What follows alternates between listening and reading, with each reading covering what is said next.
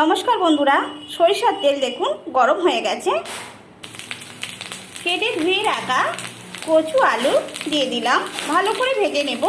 পাকা তেঁতুল দিয়ে আমি টক করব।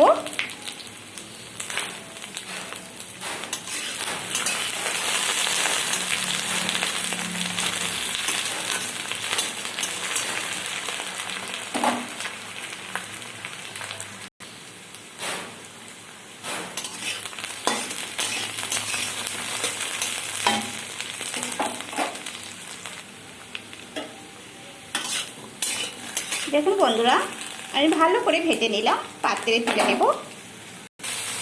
এরপর আমি রুই মাছের পিস লবণ হলুদ দিয়ে আমি ভেজে নিচ্ছি।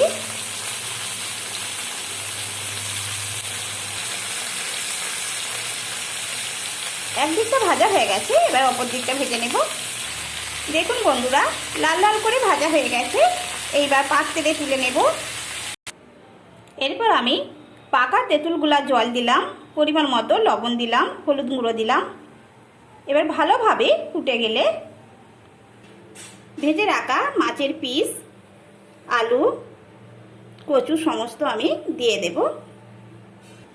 দেখুন বন্ধুরা, ভালোভাবে ফুটে গেল। ভেজে রাখা মাছ সবজি আমি দিয়ে দিলাম। এরপর আমি ঢাকনা দিয়ে দেব। দেখুন বন্ধুরা, সবজি মাছ দিয়ে আমি পাকা তেঁতুলের টক করলাম। এরপর আমি পাত্রে রেখে দেব।